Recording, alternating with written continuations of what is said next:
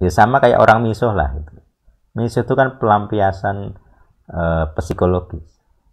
Orang biasa misuh anjing misalnya, tapi orang lain misuhnya jambu, buah-buahan gitu. Ya sama saja. Oh jambu ya gitu. Oh asu kan podo.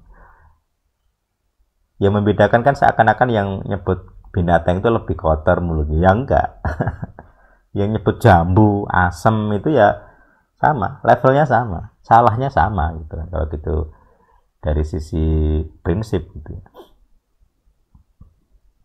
Ya kayak orang Jawa Timur nyebut cok misalnya. Bagi orang Jawa Tengah sudah kasar, tapi bagi orang sana biasa aja. Nah, jadi iman itu harusnya tidak tergantung kepada budaya, harus universal gitu kan, bisa berlaku di mana-mana. Kalau hanya berlaku di satu tempat yaitu budaya lokal istilahnya. Kalau iman saya rasa tidak bisa. Gitu. Makanya kadang di ET ini aku tidak membuat pembakuan yang tidak esensial. Seperti makanan tadi, aku nggak bisa membuat pembakuan karena di Alkitab ada beberapa versi, minimal ada 3 versi soal makan. Nah soal rokok akhirnya juga begitu. Gitu. Jadi ada sisi-sisi di mana rokok itu jadi doping, memperkuat produktivitas gitu kan. Tapi di sisi lain ya itu tadi ada orang mati kena kanker.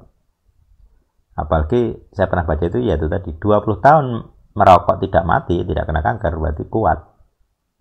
Genetikanya kuat. Nah, yang mati itu orang-orang yang genetikanya lemah. Jadi seleksi alam. Yang sama-sama perokok gitu kan ya, diseleksi yang genetika lemah mati duluan. Dengan harapan bahwa kalau dia mati muda, genetika yang lemah tidak diwariskan ke anak cucu, prinsipnya begitu. Ini sistem biologi ya. Jadi kalau orang-orang muda ini merokok dari kecil kemudian bertahan sampai dewasa, ya berarti genetikanya kuat gitu. Tapi kalau merokok kemudian kena kanker, nah, secara genetik itu seleksi alam, tanda petik tidak boleh hidup lama supaya tidak mewariskan genetikanya yang lemah gitu. Ya itu yang jadi pergumulan gitu.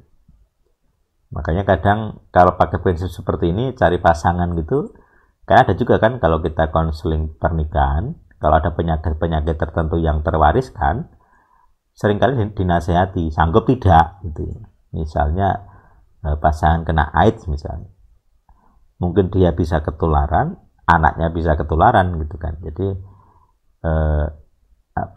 termasuk misalnya penyakit turunan yang kayak kanker darah itu kan dia genetika ya. Jadi sel darah merahnya bulan sabit, tidak normal, harusnya bulat tapi hanya separuh. Nah itu kan genetika.